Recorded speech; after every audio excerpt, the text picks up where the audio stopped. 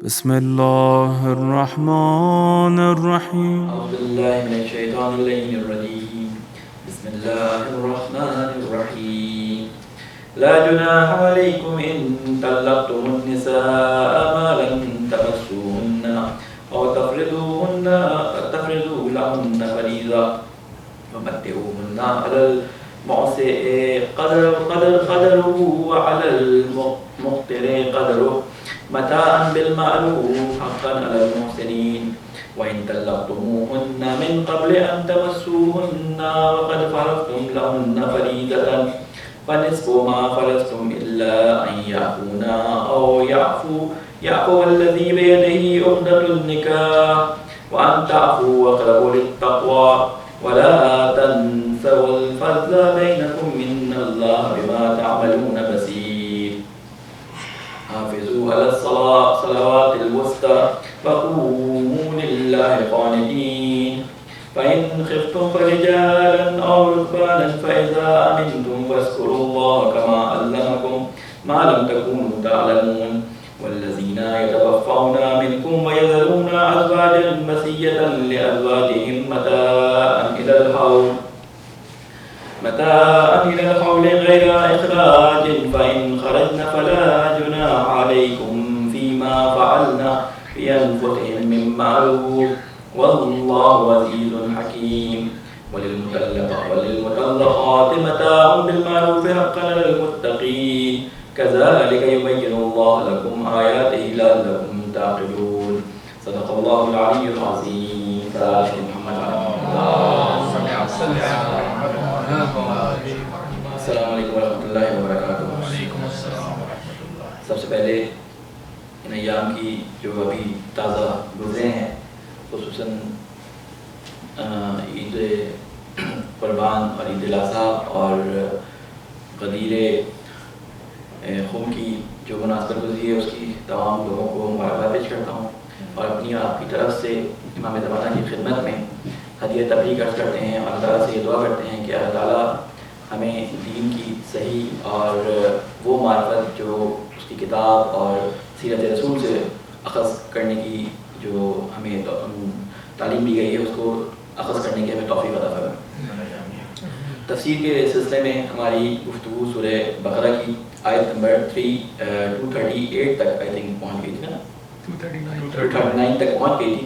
میں صرف ایک خلاصتاً ایک پچھلا ایک ریویو آپ کے سامنے بیان کر دوں کہ ہماری جو بحث چل رہی تھی وہ طلاق کے عنوان سے جو احکامات اللہ تعالیٰ نے قرآن مجید میں بیان کیے ہیں ان کا بیان یہاں پہ چل رہا ہے.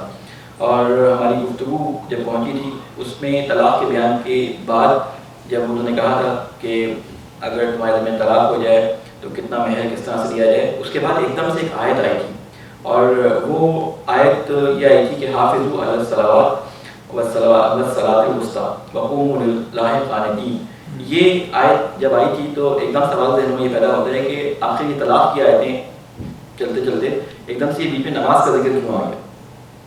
اگر آپ کے ذہنوں میں ہو تو اس میں پچھلی آیات کے اندر جو رکوع ہم نے بیان کیا تھا اس کے اندر یہ باتیں بیان کی جا رہی تھی کہ جب میاں اور بیوی کے درمیان طلاق ہو جاتی ہے تو دونوں کے لیے احسان اور تقوی کو پیش نظر رکھنے کا حکم دیا گیا ہے اور یہ تاکید کی گئی ہے کہ محسنین میں سے شامل ہو جاؤ. حق یہ ہے تمہارا کہ تم محسن ہو. محسن سے مراد یہ کہ اگر کچھ حصہ بیوی کی طرف نکلتا ہے اور وہ اس کو معاف کر دیتی ہے تو وہ محسن ہے، اور شوہر کی طرف اگر کچھ حصہ دینا ہے وہ اس میں سے زیادہ دیتا ہے تو وہ محسن ہے.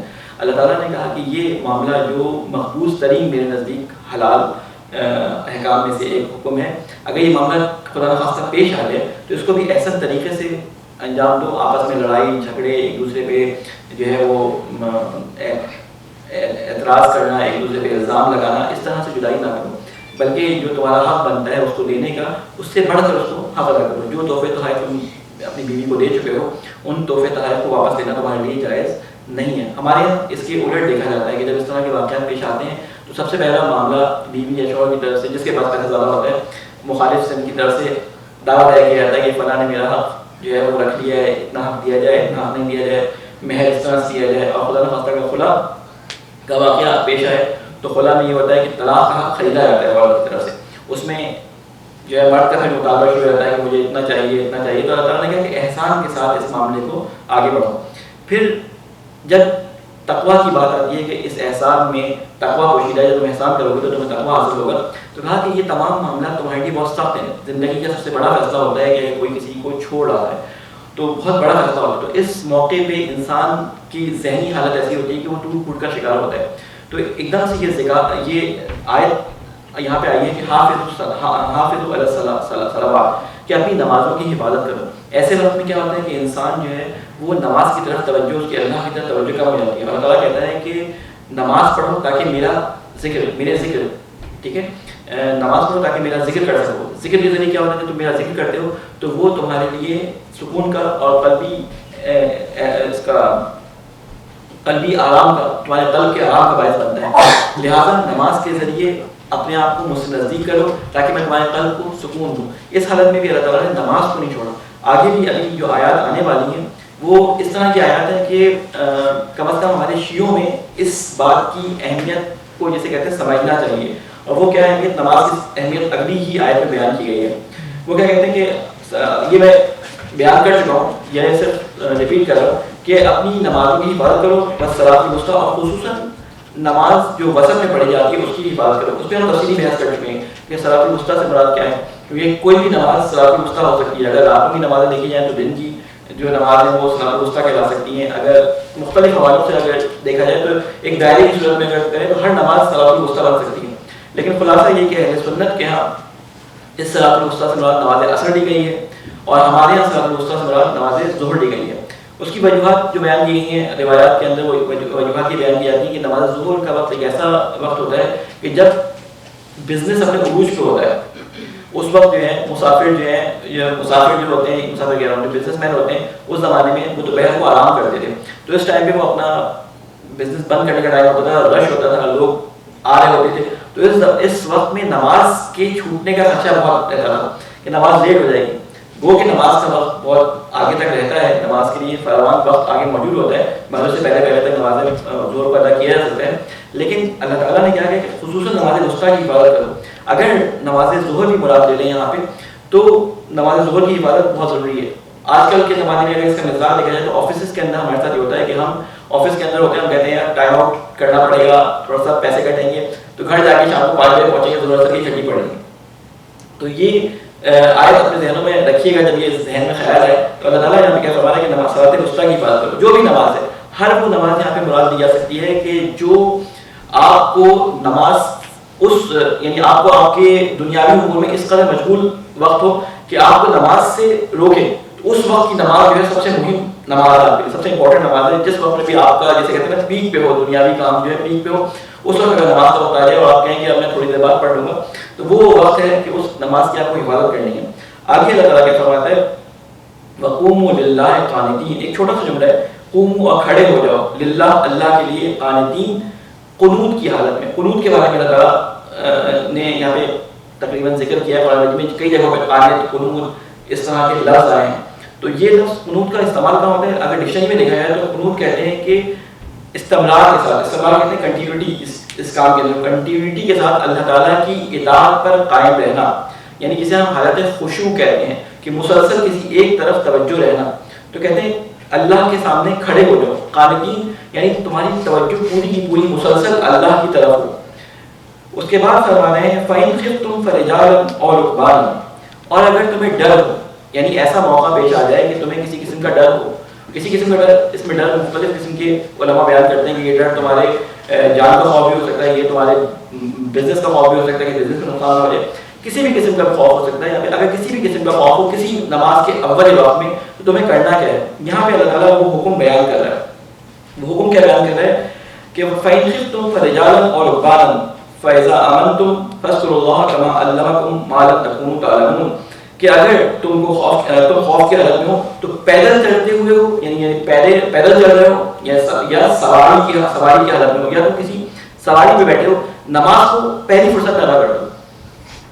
یعنی اگر تم ایسی حالت میں ہو کہ نماز کے لیے اذان دی گئی اور اس اذان کے وقت تم گاڑی چلا رہے ہو، یا ایسی جگہ پہ ہو کہ اگر تم رکو گے تو کوئی گاڑی تمہیں ٹکر مار دے گی، یا تمہارا کوئی مال لوٹ لے گا، یا کوئی بھی تمہیں خطرہ ہو اس معاملے میں کہ رکنے کی وجہ سے نماز میں جو ہے نہیں پڑھ پاؤں گا، تو نماز چلتے پھرتے پڑھ لو. نماز چلتے پھرتے پڑھو. یہ واجب نماز کا حکم بیان کیا جا رہا ہے یہاں پہ کہ نماز چلتے پھرتے پڑھو. اول وقت نماز کا اتنا زیادہ ثواب ہے.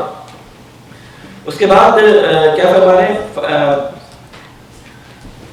پھر اگر تم خوف کے حالت میں تو پیدل چلتے ہوئے یا سوار نماز ادا کرو. پھر جب تمہیں امن میسر آ جائے تو یاد کرو اللہ کو, یعنی نماز ادا کرو جس طرح سکھایا ہے اس نے تم کو, جو تم پہلے نہیں جانتے تھے.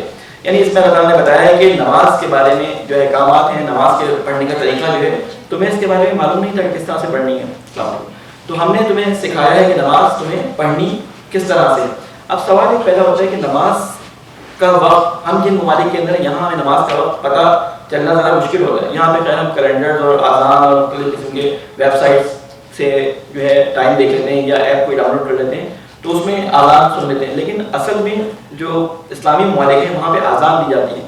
آذان دینے کے بعد یہ ہے کہ جب بھی کوئی مؤذن آذان دیتا ہے تو آذان کے اندر جو الفاظ استعمال کرتا ہے اشہد ان لا الہ الا اللہ, اشہد ان محمد رسول اللہ, یہ جو الفاظ استعمال کرتا ہے, روایات کے اندر امام صادق سے ایک روایت ہے صلوات پہ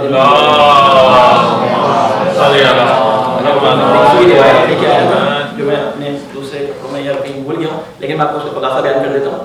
امام صادق علیہ السلام سے روایت ہے, اماموں سے کثرت کے ساتھ مؤذن کی آذان کے بارے میں کثرت سے روایات ہیں. ہمارے یہاں عموماً یہ روایات بیان نہیں کی جاتی. رسول اللہ صلی اللہ علیہ وسلم سے ایک دفعہ امیر المؤمنین علیہ السلام نے پوچھا کہ آپ اتنا زیادہ مؤذن کے بارے میں تاکید کرتے ہیں کہ مؤذن کی آواز پہ لبیک کہو, مؤذن کی آواز پہ لبیک کہو, تم میں سے سب سے بہترین وہ ہے جو تمہارے درمیان اذان دیتا ہے, جس نے 10 سال تک اذان دی اس کے اللہ تعالیٰ تمام گناہوں کو معاف کر دیتا ہے. اس کے علاوہ روایات کے اندر ہے کہ ایک دفعہ جابر بن عبداللہ انصاری رسول خدا صلی اللہ علیہ وسلم کے ساتھ تھے, تو رسول خدا نے کہا کہ تم مؤذن کی آواز پہ لبیک کہو, مؤذن کی آواز پہ لبیک کہو, یا تم مؤذن بن جاؤ.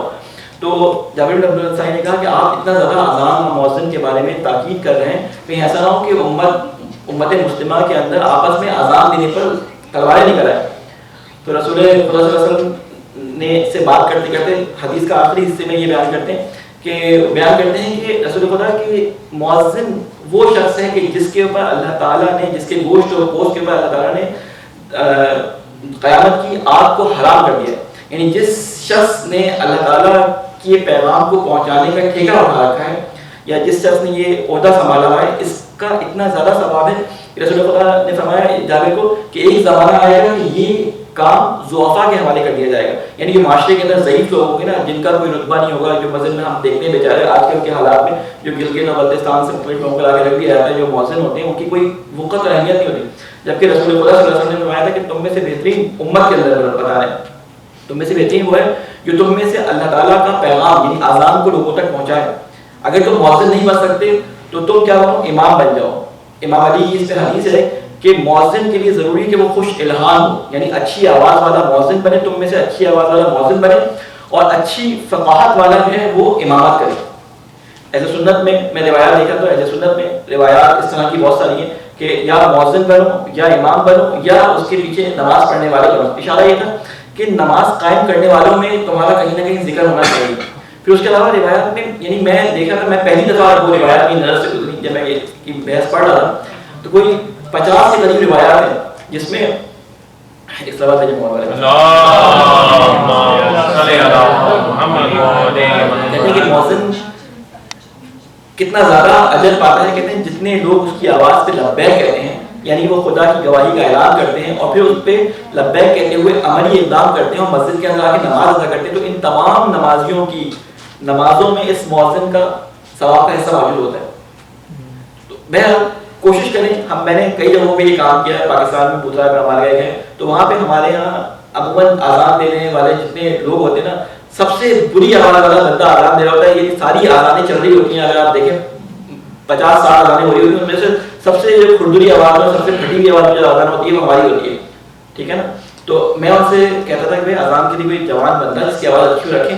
تو وہاں پہ ہم نے ایک کمپٹیشن کا اعلان کیا کہ اپنے علاقے کے بچوں کو کہا کہ یہ 10-12 آزانیں ہم نے ڈاؤن لوڈ کر کے ان کو دینی, اور کہا کہ ان کی تیاری کریں. اور فاطمیہ اسکول میں وہ ہم نے رکھا اس کا, اور الحمدللہ کوئی 20 یا 25 بچے ایسے خوبصورت اذان دینے والے وہاں پہ نکلے. لیکن مسئلہ یہ ہے کہ آئندہ جو نسل آنے والی ہے ان کو ہمارے بزرگان مائک تک آنے نہیں دیتے.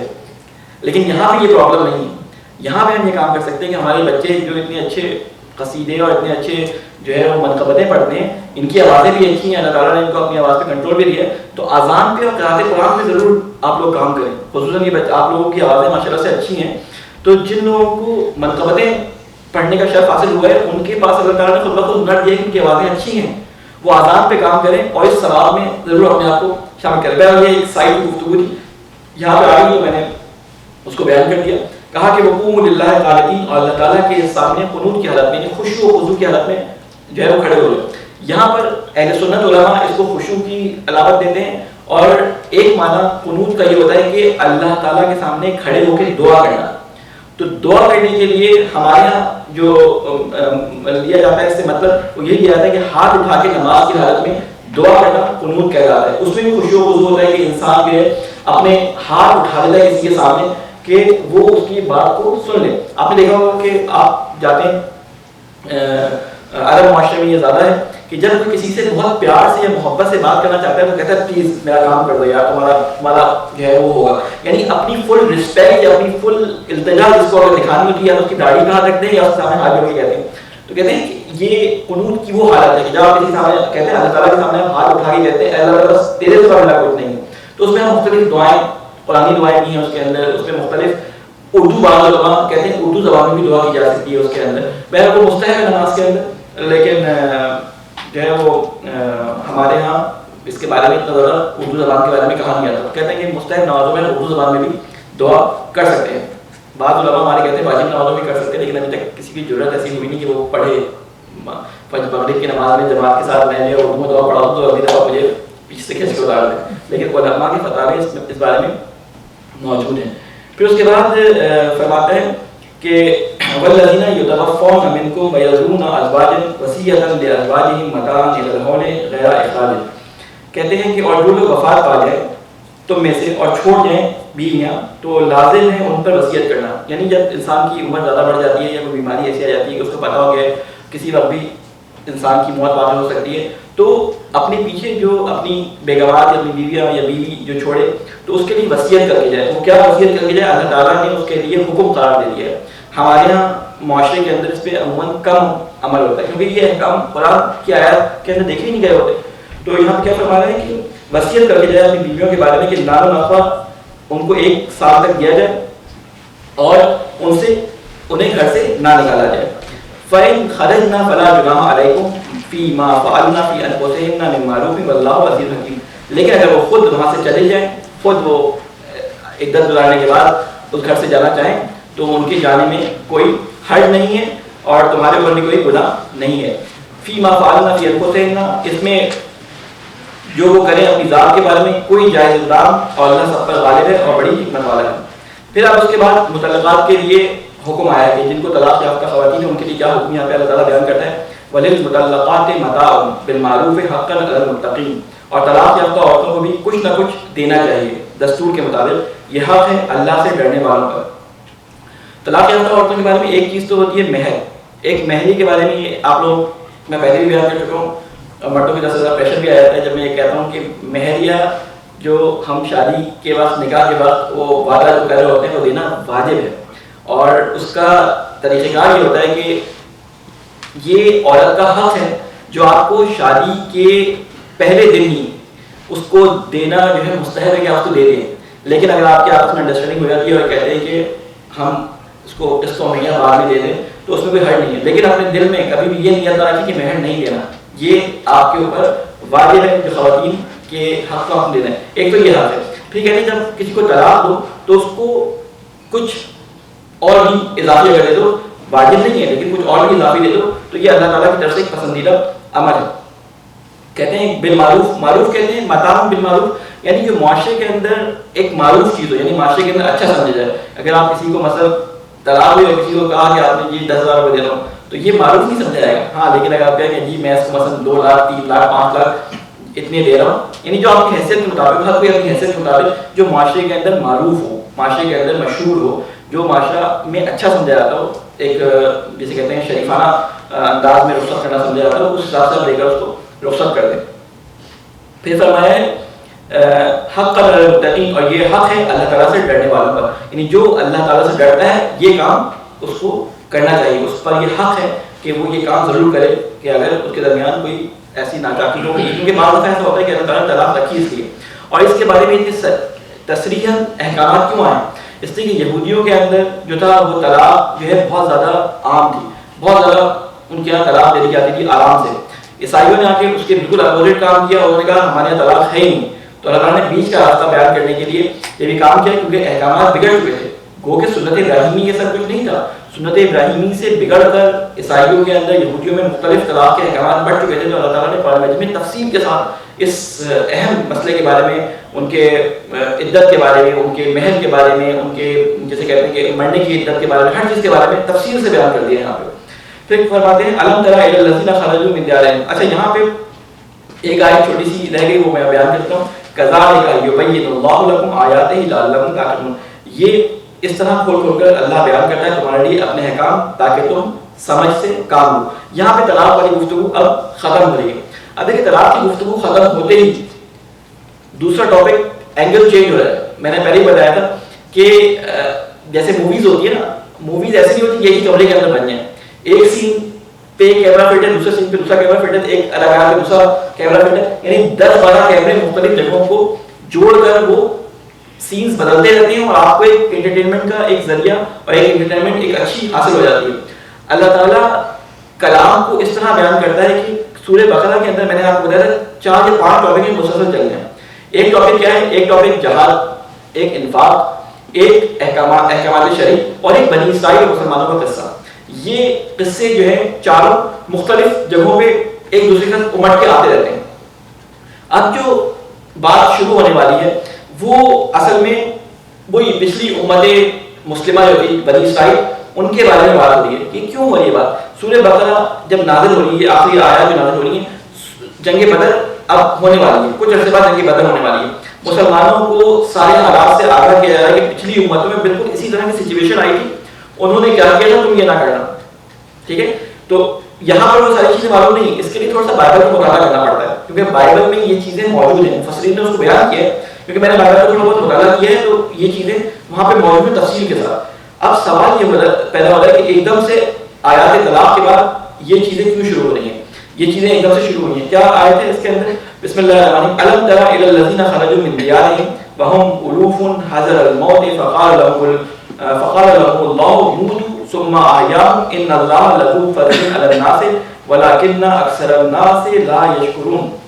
ہمارے کیا نہیں تم نے دیکھا, یہ ایک سوال ہے, ایک طریقہ ہوتا ہے کہ کسی چیز کو تاکید کے ساتھ بیان کرنے کے لیے کیا تم نے نہیں دیکھا, یعنی اہمیت, سوال کی اہمیت کو بڑھانے کے لیے اس طرح سے اس کو بولا جاتا ہے. کیا تم نے نہیں دیکھا, الم ترى, کیا نہیں دیکھا تم نے, الی الذین خرجوا, ان لوگوں کو جو نکلے تھے اپنے گھروں سے اور وہ تھے ہزاروں کی تعداد میں موت کے ڈر سے, تو حکم دیا انہیں اللہ نے کہ مر جاؤ, پھر ان کو زندہ کر دیا. بے شک اللہ بڑا ہی فضل کرنے والا ہے انسانوں پر, مگر اکثر لوگ شکر ادا نہیں کرتے. یہ آیت ایک دم ایک نیا ٹاپک, ایک بالکل irrelevant سا بظاہر لگ رہا ہے, لیکن اس کے لیے تھوڑا سا بیک گراؤنڈ میں آپ کے سامنے بیان کر دوں. بات لے جائیں دوبارہ بنی اسرائیل کے خروج کی طرف. جب وہ حضرت موسیٰ علیہ السلام کے ساتھ نکلے ہیں, جب حضرت موسیٰ علیہ السلام کے ساتھ بنی اسرائیل نکلے ہیں تو بنی اسرائیل کا آپ کو معلوم کے مختلف ان کے جو من و سلوہ نازل ہوا, ان کی خواہشات, ان کے مطالبات حضرت موسیٰ سے چلتے رہے. ایک جگہ پہ پہنچے اور اس جگہ پہ پہنچنے کے بعد کہتے ہیں کہ فلسطین کا علاقہ تھا. حضرت موسیٰ علیہ السلام نے کہا کہ وہاں پہ ہمیں داخل ہونا ہے. تو ان یہودیوں نے کیا کہا, جو ان کے ساتھ قوم تھی ان کی, انہوں نے کہا موسیٰ تم اور تمہارا جو ہے وہ خدا جاؤ وہاں لڑو, جب فتح پا جاؤ تو ہمیں بتا دینا, ہم آ جائیں گے. ٹھیک ہے, اس بات پہ اللہ تعالیٰ اتنا ناراض ہوا کہ 40 سال تک یہ صحرا میں بھٹکتے رہے. اسی میں حضرت موسیٰ کا انتقال ہو گیا, ان کے بھائی ہارون کا انتقال ہو گیا, اور 40 سال تک حضرت موسیٰ کے جو وسیع تھے یوشع بن نون, ٹھیک ہے, یوشوا بھی کہتے ہیں, جو بائبل میں ان کا نام یوشوا لکھا ہے, یہ جو ہے ان کے درمیان موجود تھے. اب ایک نسل وہ تھی جو غلامی کر کے آ رہی تھی اور ان کو ایک جگہ پہ بیٹھ کے کام کرنے کی عادت تھی. ان کے جیسے کہتے ہیں معجزات دیکھ کے ان کی طبیعت بگڑ چکی تھی, یعنی بہت زیادہ جسے کہتے ہیں آرام طلب ہو گئے تھے وہ, یعنی کوئی کام کرنے کو تیار ہی نہیں ہوتے تھے. اللہ تعالیٰ نے ان کی ایسی خواہشات پوری کی تھی کہ تم بڑی پرابلمس سے نکل کے آ رہے ہو, چلو تمہاری میں ساری خواہشیں پوری کر کے جبران کرنا چاہتا ہوں, لیکن وہ شکر گزاری نہیں ادا کر سکے.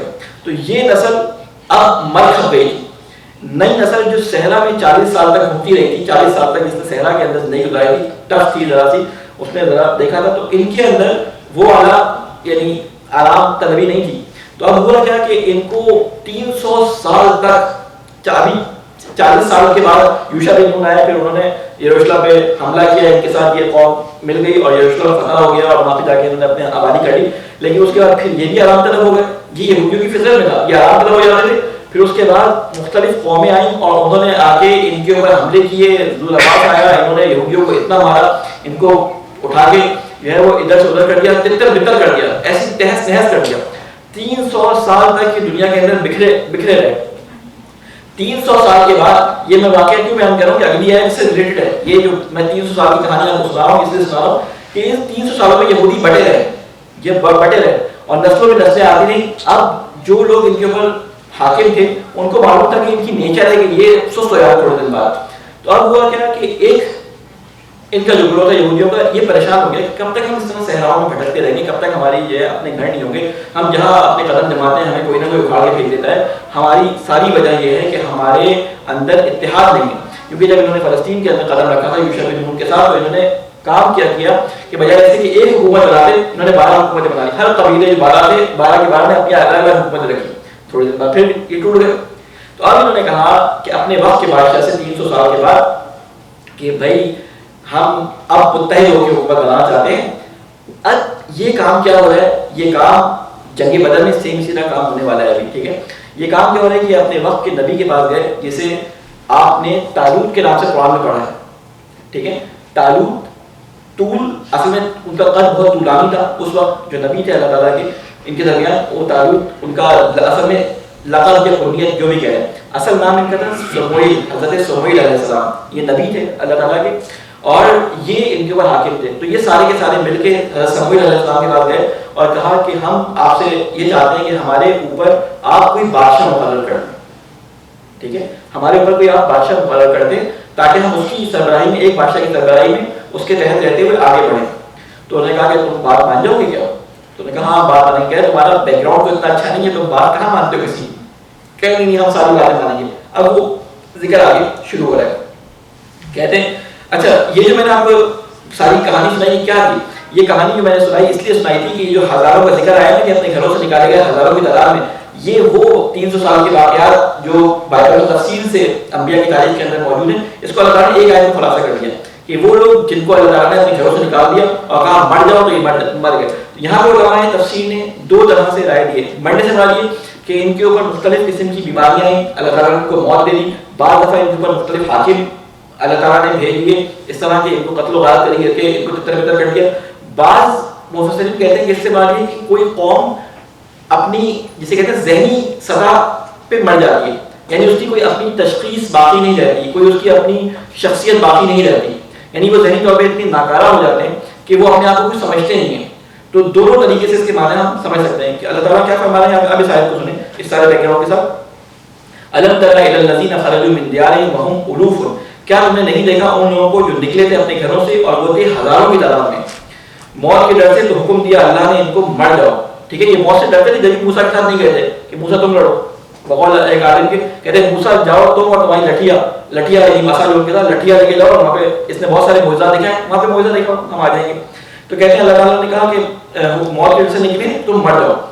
پھر ان کو زندہ کر دیا، بے شک اللہ بڑا ہی فضل کرنے والا. اب جب زندہ کیا تو انہوں نے کیا کیا؟ وقاتلوا فی سبیل اللہ. اب یہ واقعہ سنانے کے بعد کیمرے کا رخ کس طرح گھوما؟ مسلمانوں کی طرف گھوما. جنگ بدر کی تیاری کروانی ہے. ٹھیک ہے، اب اس کہتے ہیں اللہ کی راہ میں اے مسلمانوں، وقاتلوا فی سبیل اللہ، اے مسلمانوں جنگ کرو اللہ کی راہ میں. وَاعْلَمُوا أَنَّ اللَّهَ سَمِيعٌ عَلِيمٌ، اور جان لو کہ اللہ ہر بات کا سننے والا اور سب کچھ جاننے والا ہے. ایک سلامات بھیجیں محمد علیہ السلام.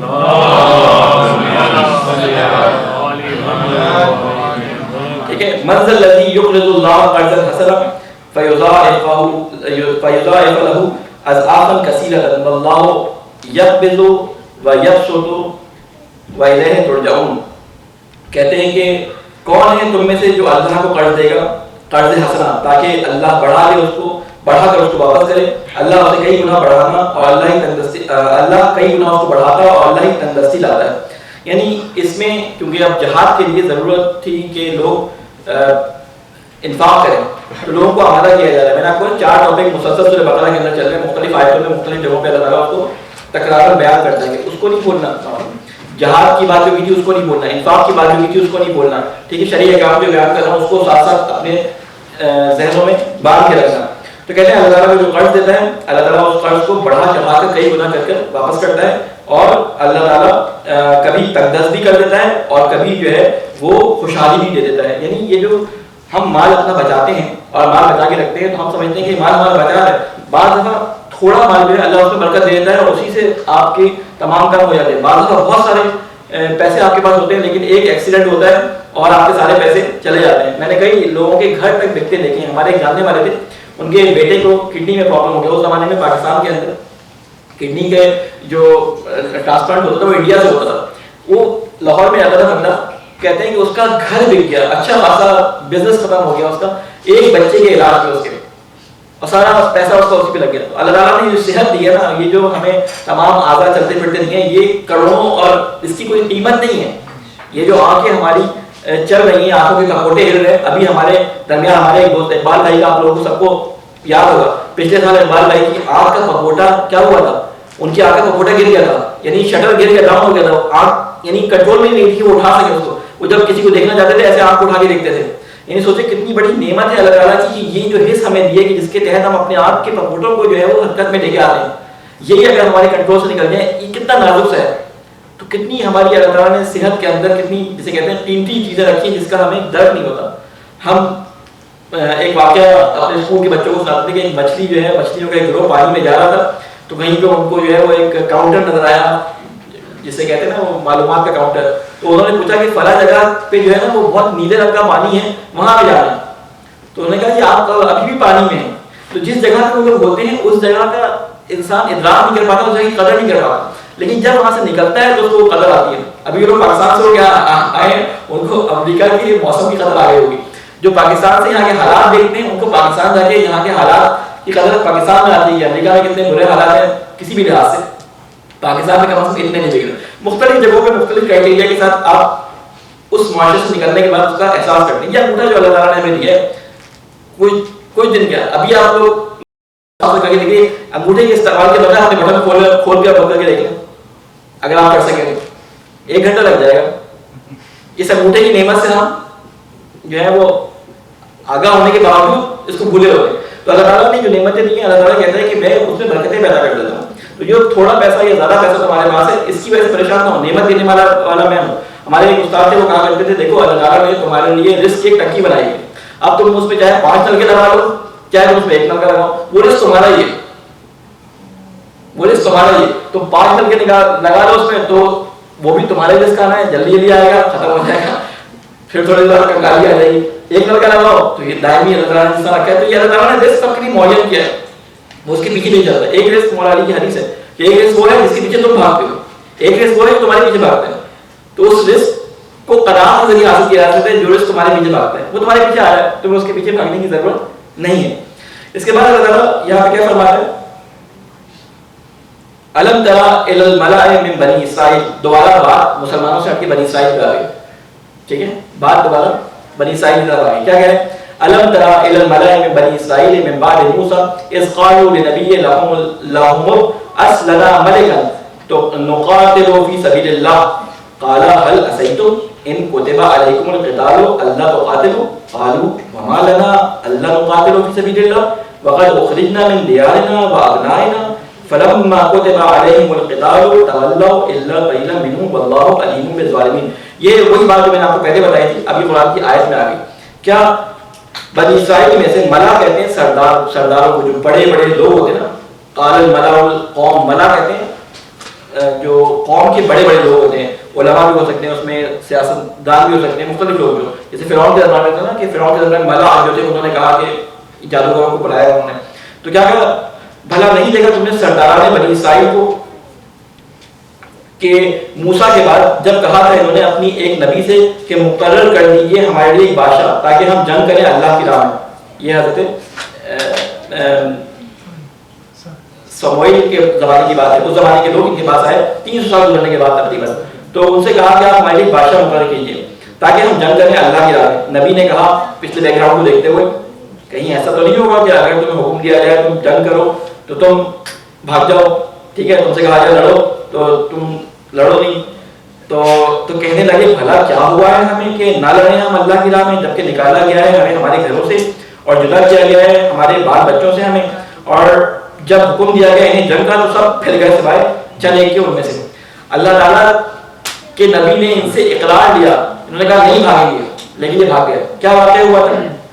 واقعہ آگے قرآن کے اندر بیان ہوا ہے, لیکن میں پہلے اس کو بچوں کے لیے آپ کے لیے ایک دفعہ بیان کر دوں کہ ہوا کیا کہ طالوت کو جب ان کے اوپر سے سالار بنایا حضرت سمیل علیہ السلام نے, تو انہوں نے کہا یہ کیا, طالوت تو ایک نچلے طبقے کا آدمی ہے, یہ تو ہمارے شان کا بھی نہیں ہے, بنی اسرائیل میں بھی نہیں ہے, اس کے پاس پیسہ بھی نہیں ہے, اس کے پاس جو ہے وہ ہمارے جیسے شان و شوکت کا بیک گراؤنڈ نہیں ہے, اس کو کیسے ہمارا بادشاہ بنا رہا ہے.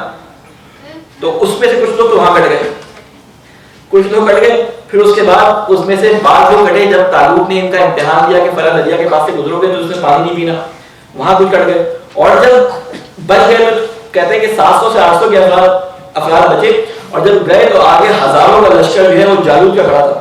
اور جالوت کے بارے میں جو توریت کے اندر نقشہ کھینچا گیا ہے, جو تاریخ بنی اسرائیل کی جو کتابیں لکھی گئی ہیں ان میں جو توریت میں تاریخ بنی اسرائیل کی جو کتابیں ہیں کتب تاریخ انبیاء کے عنوان سے, اس میں نقشہ کھینچا کہتے ہیں کہ اس کا قد تقریباً 8.5 یا 10 فٹ کے درمیان کا تھا. بڑا پہلوان قسم کا آدمی تھا, پورا لوہے میں لگا ہوا, یعنی پورا اس کے اوپر جسے کہتے ہیں کہ وہ خود کہتے ہیں عربی زبان میں, اردو میں آپ کہیں یہ انگلش کہتے ہیں بلٹ پروف یا تیر پروف جو ہے اس میں لوہے کا پورا پہنا ہوتا ہے کہ کوئی تیر اس پہ کوئی نیزہ اس پہ اثر نہ کرے. صرف آنکھوں کا یہ حصہ کہ اوپر دیکھے تو آسمان نظر آئے, نیچے اس کو جو گھوڑے کے نیچے سے کوئی باہر نہ کر سکے, تو یہ حصہ بڑا سا کھلا ہوتا تھا خالی, اس کا ناک کے ادھر سے کھلا ہوتا, پورا حصہ کھلا ہوتا تھا پورا. اس طرح وہاں کے جو ہے جنگ کے سامنے آیا تو یہ ڈر گئے وہاں پہ. تو اب وہ واقعہ سارا یہاں بیان کیا جا رہا ہے. اب سنیں اس بات کو, کیا کہہ رہے ہیں کہ وقال لهم نبيهم ان الله قد بعث لكم طالوت ملكا, اور کہا ان سے ان کے نبی نے کہ اللہ نے مقرر کیا ہے تمہارے لیے طالوت کو بادشاہ. قالوا انا يكون له الملك علينا ونحن احق بالملك منه ولم يؤت سعة من المال. کہتے ہیں کہ کہنے لگے کیوں کر ہو سکتا ہے اسے حق حکمرانی ہم پر جبکہ ہم زیادہ حقدار حکمرانی کے اس سے, اور نہیں دی گئی اسے بہت سی دولت. قال ان اللہ اصطفاه علیکم, نبی نے کیا کہا بے شک اللہ نے فضیلت دی ہے اس کو تمہارے اوپر. وزادہ بسطۃ فی العلم, اور اللہ تعالیٰ نے اس کو علم میں فراوانی دی ہے, والجسم, اور جسم میں فراوانی دی ہے, علم اور فراوانی دی ہے اور جسم میں فراوانی دی ہے. واللہ یؤتی ملکہ من یشاء, اور اللہ تعالیٰ جس کو چاہتا ہے اپنا ملک دیتا ہے. واللہ واسع علیم, اور اللہ تعالیٰ سب کچھ وسعت والا اور سب کچھ جاننے والا ہے. وقال لهم نبيهم ان آیات ملکہ ان یاتیکم التابوت فیہ سکینۃ من ربکم وبقیۃ مما ترک آل فرعون وآل ہارون تحملہ الملائکہ ان فی ذلک لآیات لکم ان کنتم مؤمنین. اب یہاں پہ کیا فرمایا ہے؟ وقال ان سے کہا ان کے نبی نے کہ نشانی ہے اس بادشاہ کی. ان کو جب یقین نہ آیا کہ اس نبی نے صحیح بات کی ہے یا نہیں کی, تو انہوں نے کہا اس کی نشانی یہ ہے کہ یہ اللہ کی طرف سے پیغام ہے کہ اس طالوت بادشاہ کے زمانے میں تمہارے پاس تابوت, جسے تابوت سکینہ کہتے تھے, وہ تابوت پلٹ کے واپس آ جائے گا. تابوت سکینہ کیا تھا؟ ہمارے یہاں تابوت کی جب جلوس کے بارے میں بات ہو رہی ہوتی ہے, تابوت کے ذکر کی بات ہوتی ہے, تو اس میں کہتے ہیں کہ دیکھو قرآن میں بھی تابوت کا ذکر ہے, تو وہ یہ والی آیت ذاکرین جو ہے پڑھتے ہیں اس کو. اصل میں تابوت سکینہ تھا کیا؟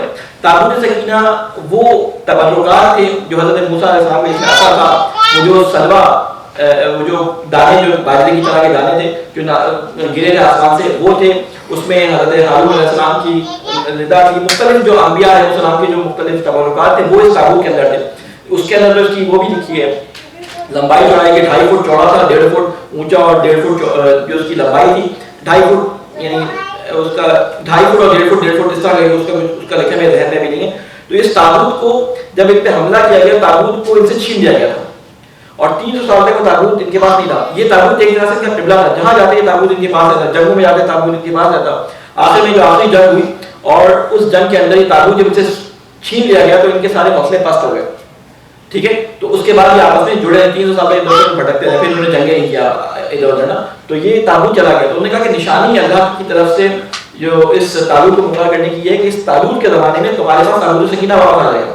اچھا ایک بات اور سننے کی تعلق سکینہ کے بارے میں جو کہانی وہاں پہ بیان کی گئی ہے, جو داستان وہاں بیان کی گئی ہے, وہ یہ بیان کی گئی ہے کہ اس تعلق سکینہ کو وہ لوگ جہاں لے آتے تھے جہاں رکھتے تھے وہاں وبائیں پھوٹ جاتی تھی. یہ اس کو مختلف جگہوں میں منتقل کرتے گئے, مختلف ممالک میں منتقل کرتے تھے, جہاں جاتے وہاں پہ کوئی نہ کوئی آفت آ جاتی.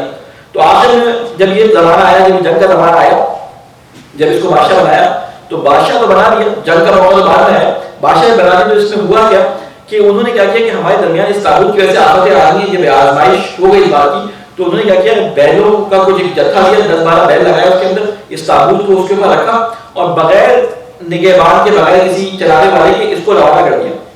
اس کے بارے میں اللہ تعالیٰ نے قرآن مجید میں ایک جگہ فرمایا کہ ملائکہ اس کو حمل کیے ہوئے تھے, یعنی یہ بیل کو لے کر بنی اسرائیل کی طرف آ گئے دوبارہ. اس کا ذکر جو ہے یہاں پہ, وہاں پہ انہوں نے کہا کہ بیل لے کے آ گئے تھے, یہاں پہ قرآن مجید اس کو ذکر کرتا ہے کہ ملائکہ اس کو اٹھا کے لے کے آئے تھے. یعنی بیل خود تو لے کے نہیں آئے, بیل اللہ تعالیٰ کے حکم سے جو ہے وہ جو کام کر رہے تھے. آپ کو رسول خدا کی اونٹنی کا واقعہ بات یاد ہوگا کہ جب ہجرت کے وقت داخل ہوئے مدینہ کے اندر تو لوگوں نے کہا کہ ہمارے گھروں میں آ گئے, تو ہمارے رسول خدا نے کیا کہا, یہ اونٹنی اللہ کی طرف سے معمور ہے, یہ اونٹنی اللہ کی طرف سے معمور ہے, جہاں اللہ کا حکم ہوگا وہاں پہ یہ اونٹنی چلی جائے گی. تو اسی طرح اللہ تعالیٰ نے ملائکہ کا ذکر جو قرآن مجید میں کیا ہے, تو شاید مراد سے شاید مراد یہ ہو کہ وہ ملائکہ سے جو ان کو رہنمائی کر رہے تھے اور بیلوں کو وہاں تک لے کے آئے تھے. بہرحال تو ہم یہاں پہ کیا فرما رہے ہیں کہ اور کہا ان سے کہ نبی نے کہ نشانی اس کی بادشاہی کی یہ ہے کہ آئے گا تمہارے پاس وہ صندوق جس میں ہوگی تسکین تمہارے رب کی طرف سے, اور کچھ بچی ہوئی چیزیں جو چھوڑی ہیں آل موسیٰ اور آل ہارون نے اٹھا رہے ہوں گے جسے فرشتے, ٹھیک ہے, تحملہ الملائکہ کا لفظ استعمال کیا ہے. وہاں پہ کہا کہ بیلوں پہ بیل گاڑی میں رکھ دیا اور یہ بہت بنی اسرائیل کی طرف آ کے یہ بیل تابوت کو لے کے آ گئے. تو کہا اٹھا رہے ہوں گے جسے فرشتے, بے شک اس میں ایک بڑی نشانی ہے تمہارے لیے اگر تم مومن ہو. فلما فصل طالوت, تو کتنا ٹائم ہمارے پاس ہے, صلوات بھیجیں محمد والے محمد ہے نا, یہ میں کمپلیٹ کر دوں پھر اس کے بعد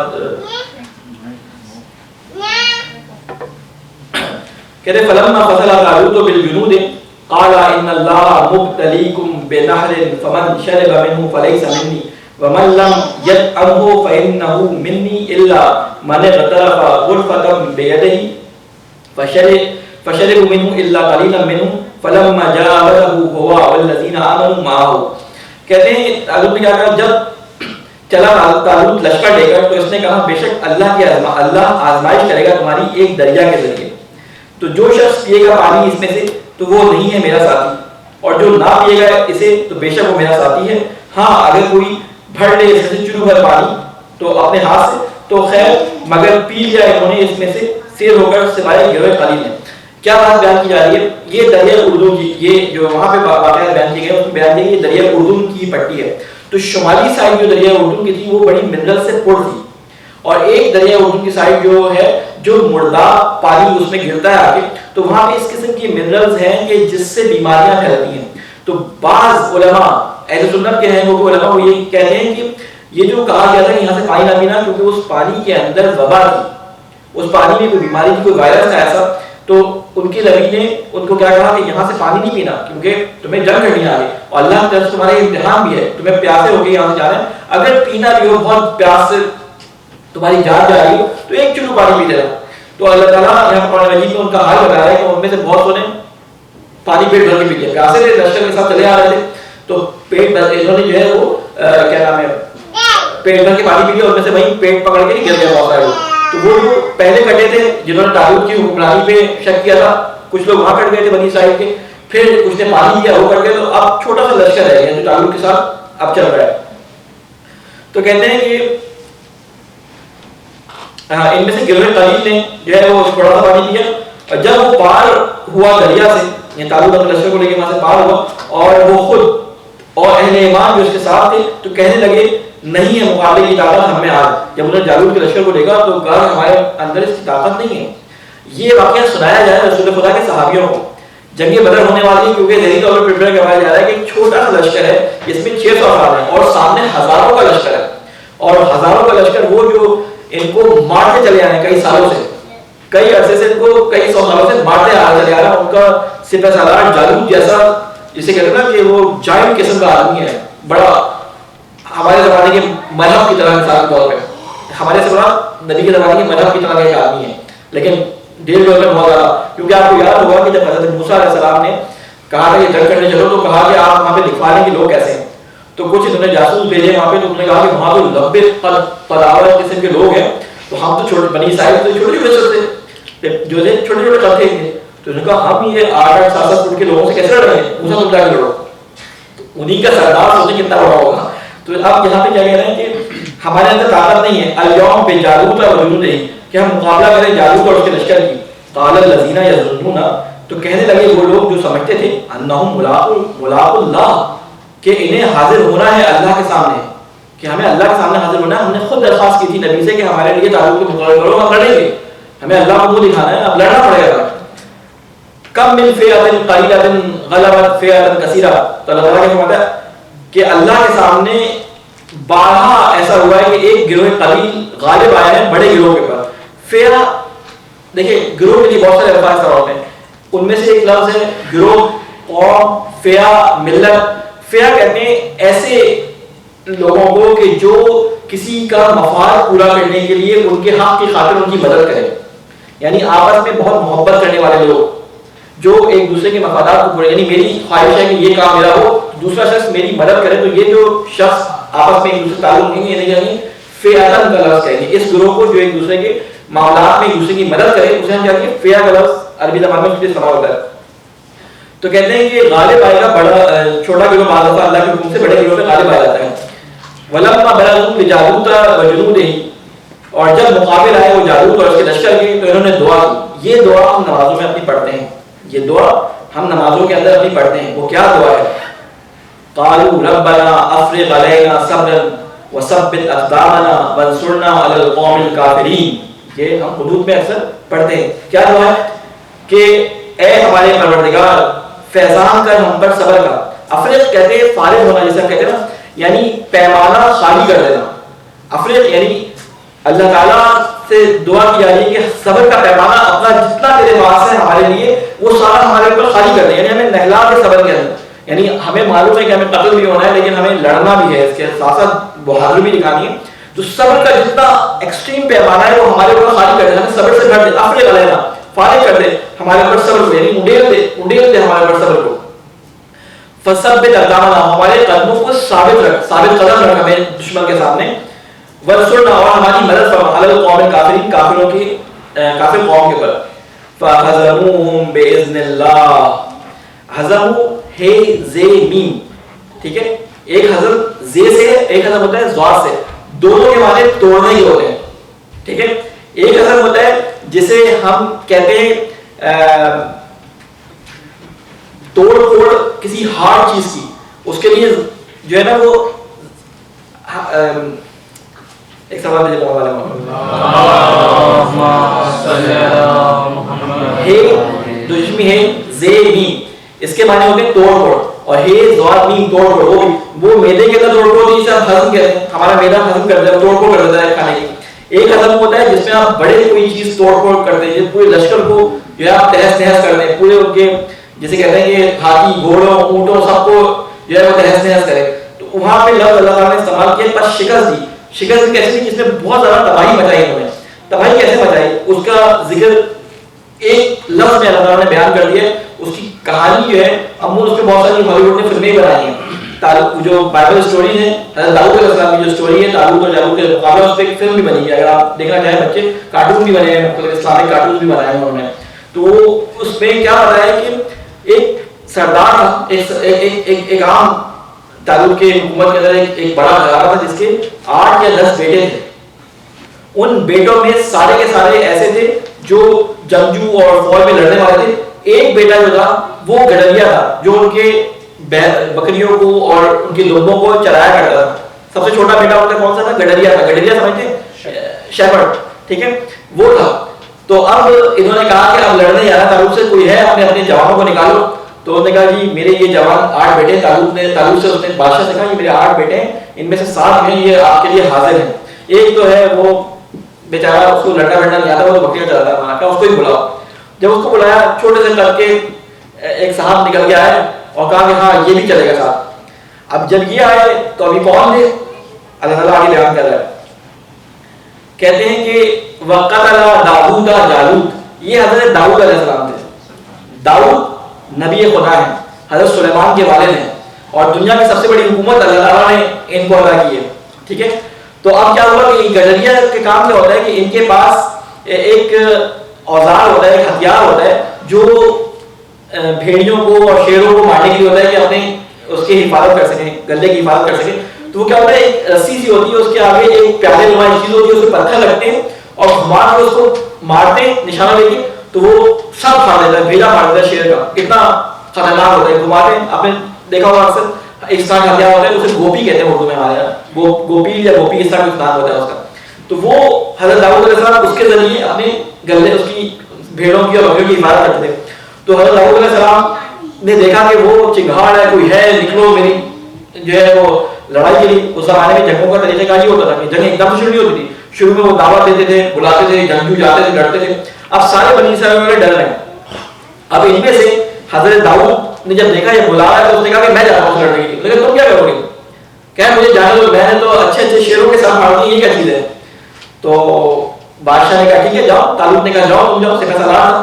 تو لوگ ہنسنے لگے بنی اسرائیل کے. ادھر جالوت جو تھا وہ دیکھ کے یہ چھوٹا سا جو ہے وہ ٹنڈ منڈ سا آدمی میرے ساتھ لڑنے کے لیے کیا آ رہا ہے؟ وہ 8-10 فٹ کا طویل جوان پورا لوہے میں پھیلا ہوا. ادھر داؤد علیہ السلام نے کیا کیا، جیب سے وہ اپنی گوپی یا گوپال جو بھی کہتے ہیں وہ نکالا، اس میں اپنی زمین میں سے ایک پتھر نکالا گول چھوٹا تھا، پھر دوسرا نکالا، دیکھا اس کی آنکھ کا سائز کیا ہے، اس حساب سے انہوں نے پتھر نکالا، اس میں رکھا اور گھما کے جو مارا سیدھا اس آنکھ کے سراغ میں اس کا بھیجا پھٹ گیا، وہیں وہ گر گیا، یعنی بھیجا پھٹ گیا اس کا. تو وہ وہیں گر گیا. اور جب انہوں نے اپنے سپہ سالار کو گرتے ہوئے دیکھا ان کے حوصلے پست ہو گئے. اور جب حوصلے پست ہو گئے داؤد گئے، ان کو جو ہے وہ انہوں نے اس کی گردن اتاری. اور اس کے بعد حضرت جو طالوت تھا یا حضرت سموئیل نے اپنی بیٹی کی شادی حضرت داؤد علیہ السلام سے کر دی. بعد میں پھر یہ اللہ تعالیٰ نے ان کو نبوت دی اور پھر ان کی نسل سے جو حضرت سلیمان علیہ السلام اور پورا آگے یہ سارا یہودیوں کا قصہ حضرت سلیمان کے گرد چلے گا کہ وہاں تک حکومت قائم ہے. پھر 2 بیٹے کے لیے حضرت سلیمان کی ان میں حکومت بڑھ گئی اور پھر وہ خیر باقی بنی اسرائیل کی جو کہانی کبھی انشاءاللہ ہوئی تو میں آپ کو بتاؤں گا. تو اب کیا فرمایا، وقال داؤد جالوت وآتاه الله الملك والحكمة وعلمه مما يشاء ولولا دفع الله الناس بعضهم ببعض لفسدت الارض ولكن الله ذو فضل على العالمين. اور قتل کر دیا داؤد نے جالوت کو اور عطا کی اس کو اللہ نے سلطنت اور حکمت اور سکھایا اس کو جو کچھ چاہا. اور اگر نہ ہٹاتا رہتا اللہ انسانوں کے ایک گروہ کو دوسرے گروہ کے ذریعے سے تو نظام بگڑ جاتا زمین کا. لیکن اللہ بڑا مہربان اور اہل نگران، بڑا مہربان ہے اہل آدم پر. یہ پورا واقعہ تھا بنی اسرائیل کا جو اللہ تعالیٰ نے یہاں پر اس کے بارے میں بتایا کہ کس طرح بنی اسرائیل کو دوبارہ سے حکومت اور بادشاہی ملی ہے. اور مجید نے فرمایا کہ ہم نے جعل بینکم ملوکا، ہم نے تمہارے درمیان بادشاہ قرار دیے. تو کہتے ہیں کہ حضرت موسیٰ علیہ السلام کے درمیان خلافت کا سلسلہ جو تھا حضرت یوشع بن نون کے بعد قطع ہو گیا. تو یہ بعض ہمارے علماء اس کو تشبیہ دیتے ہیں حضرت علی کے واقعے سے کہ حضرت رسول خدا کے بعد ایک جو امت میں تفرقہ آیا اس کے بعد جو ہے وہ دوبارہ جو ہے خلافت یا امامت کی جگہ پر حضرت علی کو بٹھایا گیا. تو یہ حضرت داؤد کا واقعہ بھی اسی طرح سے ہوا کیونکہ تاریخ نے آپ کو دلاتی ہے. اللہ کیا فرمایا کہ اللہ تعالیٰ ایک امت کے ذریعے دوسری امت کو کم کر رہا ہے. اگر ایک امت سے کسی بھی امت سے اللہ تعالیٰ کا وعدہ اور کوئی خاص رشتہ داری نہیں ہے، اللہ تعالیٰ پسند کرتا ہے امت کو جب تک اس کے احکامات میں چلتی رہتی ہے اللہ تعالیٰ اس کی مدد کرتا ہے. اور جب وہ احکامات سے ہٹتی ہے تو اللہ تعالیٰ اس کی جگہ ایک بہتر امت لے آتا ہے یا اس پہ کسی کو قابض کرتا ہے. مسلمانوں کی بڑی حکومت تھی تاتاریہ ہے، انہوں نے ایسی تیسی کر کے مسلمانوں کی حکومت کو ختم کر دیا. ٹھیک ہے نا. اور اللہ کا کہنا ہے یہ وہ یہی تاتاری مسلمان ہو گئے، پھر حکومت شروع ہو گئی، ان کی مسلمانوں کی حکومت شروع ہو گئی. تو اس طرح اللہ تعالیٰ قوموں کے حالات بدلتا رہتا ہے. تو اب اہل جو اسرائیل تھے بنی اسرائیل تھے ان کے بعد دوبارہ حکومت آ گئی. تل کا آیات اللہ، یہ اللہ تعالیٰ کی نشانیاں ہیں، تتلوها علیک بالحق، جو ہم پڑھ کر سنا رہے ہیں تم کو ٹھیک ٹھیک. یہ قرآن مجید کے اندر آیات اللہ تعالیٰ بیان کریں مومنین سے اصحاب سے، یہ اصحاب کو بیان کریں کہ یہ اللہ تعالیٰ کی نشانیاں ہیں. یہ اللہ تعالیٰ جو اس سے سنا رہا ہے یہ اس سے سنا رہا ہے کہ تم ذہنی طور پہ پریپیئر ہو. ابھی بتایا نہیں بدل کر، لیکن ذہنی طور پہ پریپیئر کیا جا رہا ہے. آگے آیات آنے والی ہیں. وَإِنَّكَ بِالْحَقِّ وَإِنَّكَ لَمِنَ الْمُرْسَلِينَ، یقیناً تم اے محمد اللہ کے رسولوں میں سے ہو. کتنا ٹائم لگے؟ 10 منٹ. کیا کہتے ہیں تھوڑا سا پڑھیں، کیونکہ میرا خیال ہے کہ آج کی کلاس جو ہے وہ محرم سے پہلے شاید آج آخری کلاس ہو، کیونکہ محرم میں جب مجالس کا سلسلہ ہوگا تو ظاہر آپ لوگ بھی بزی ہوں گے اور میں بھی بزی ہوں گا، تو شروع کے 12 دن جو محرم کے عشرے کے ہوں گے اس میں تو ہم کلاس نہیں لے سکتے، ٹھیک ہے. اس کے بعد ہم پھر دیکھیں گے اگر کلاس کا کوئی موقع ہوا تو ہم کلاس لے لیں گے، اور اگر موقع نہیں ہوا تو پھر جیسے بھی عامر بھائی گروپ کے اندر اس کا اعلان جو ہے وہ کرتے رہیں گے. ایک سوال ہے محمد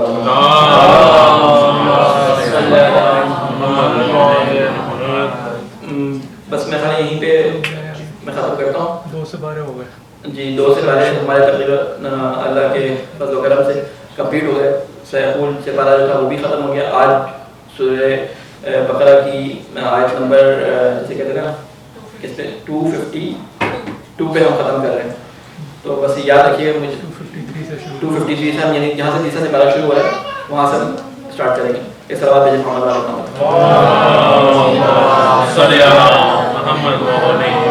یہ ہم جو آپ کے سامنے قصے قرآن مجید کے اندر پڑھ رہے ہیں اور یہ قصے اللہ تعالیٰ سنا رہا ہے، کس کو؟ مسلمانوں کو سنا رہا ہے. تو یہ قصے ہمارے لیے کیسے فائدے مند ہو سکتے ہیں اور کس طرح ہم اسے سبق دے سکتے ہیں؟ آج کل یہ حالات میں آپ کو معلوم ہے کہ ہمارے اس وقت شیعوں کے حالات، اس میں سب سے ہاٹ ٹاپک اور سب سے مشکل مرحلہ اس وقت کہاں پہ موجود ہے؟ یمن کا مرحلہ چل رہا ہے، فلسطین کا مرحلہ اپنی جگہ چل رہا ہے، مختلف جگہوں پہ شیعوں کے مسائل چل رہے ہیں. لیکن اس وقت سب سے جو خطرناک سچویشن میں ہے اس وقت پاڑا چنار کے ہمارے برادران موجود ہیں. آپ کو معلوم ہے پاڑا چنار کے اندر کس طرح جو ہے وہ لوگوں کو بے گناہ شہید کیا ہے. ایک بچہ شہید ہوا، پھر اس کے بعد آپس میں لڑائی ہوئی، اور وہ ایک ان کے مفتی کی میں تقریر سن رہا تھا کہ کیا اس نے شیعوں کے کفر پہ اور شیعوں کے اوپر جسے کہتے ہیں نا کہ حملہ کرنے کو، قتل کرنے کو جہاد اکبر سے تعبیر کیا ہے، اور ان کو جنت کی بشارتیں نہیں ہیں اور رسول کی حدیث اور کہاں سے حدیثیں لا کے لوگوں کو شیعوں کے خلاف، شیعوں کے قتل کے خلاف ابھارا جا رہا ہے. اور سچویشن اس وقت یہ ہے کہ اس طرح جیسے پاڑا چنار یہاں پہ بیچ میں ہے تو پیچھے افغانستان کا بارڈر ہے، اور اس طرح کے سنی 40 مائل کا تقریباً سنی 40 یا 40 سے زیادہ مائل کا سنی علاقہ ہے جس میں سے گزر کے ان کو جانا پڑتا ہے. اور جب یہاں سے گزرتے ہیں تو یہ یہاں پہ قتل کر دیا جاتے ہیں. پیچھے سے طالبان بھی ہیں، وہ گھس کے پیچھے سے مار رہے ہیں کیونکہ طالبان کی حکومت ہے وہ ان کے ساتھ ہے. تو اب حالات یہ ہے کہ وہ بیچارے چھوٹا سا گروہ وہاں پہ گھر گیا ہے.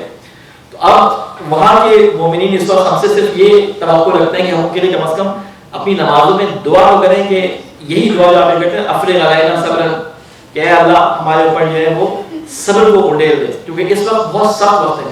یعنی ہم کچھ شاید نہ کر سکیں، کم از کم دعا تو کر سکتے ہیں، لیکن جو ہمارے اختیار میں وسائل ہیں ہم ان کے لیے کر سکتے ہیں وہ ہمیں کوشش کرنی چاہیے کہ کم از کم وہاں پہ سپورٹ ہو کہ ہمارے ساتھ کوئی موجود ہے.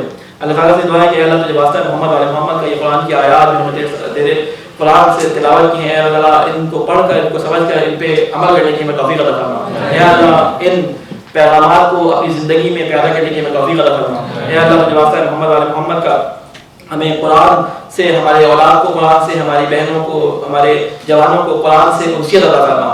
اے اللہ تجھے واسطہ محمد علیہ محمد کا رسول کی سیرت کو سن کر اس پہ عمل کرنے کی ہمیں توفیق عطا فرما. اے اللہ ائمہ علیہ السلام کی سیرت کو جاننے کی اور اس پہ عمل کرنے کی ہمیں توفیق عطا فرما. اے اللہ تجھے واسطہ محمد علیہ محمد کا جو مرحومین ہمارے درمیان سے چلے گئے ہیں اللہ ان کی قبروں پر اپنی رحمت نازل فرما. اے اللہ تجھے واسطہ محمد علیہ محمد کا ہمارے گناہ صغیرہ اور کبیرہ کو معاف فرما. اے اللہ تجھے واسطہ محمد علیہ محمد کا معلوم آنے والا ہے تمام جگہ پہ جہاں عزاداری منعقد ہوگی ہے اللہ تمام جگہوں میں مومنین کی حفاظت فرما. اے اللہ عزاداری سید الشہداء کو حفاظت کے ساتھ پورا ہونے کی توفیق عطا فرما. اے اللہ تجھے واسطہ محمد علیہ محمد کا ہماری نسلوں میں حب آل محمد کو باقی فرما. اے اللہ تجھے واسطہ محمد علیہ محمد کا علماء کرام کا سایہ ہمارے سروں میں قائم فرما. اے اللہ جو ہمارے برادران مختلف جگہوں پہ یمن میں، کشمیر کے اندر، فلسطین کے اندر، خصوصاً پاڑا چنار کے اندر جو مشکلات کا شکار ہے اللہ ان کو مشکلات سے نپٹنے کی توفیق عطا فرما. اے اللہ ان کی مدد فرما. اے اللہ ان کو صبر اور حوصلہ عطا فرما. اے اللہ ہمیں ان کی مدد کرنے کی توفیق عطا فرما. اے اللہ تجھے واسطہ محمد علیہ محمد کا ہمارے گناہوں کو اگر تم نے معاف کر دیا ہے تو ہمیں نیکیاں کر کے تقوی الہی حاصل کرنے کی توفیق عطا فرما. اے اللہ ہمارے امام کی حفاظت فرما، ہمیں ان کے اعمال و سامنے شامل فرما.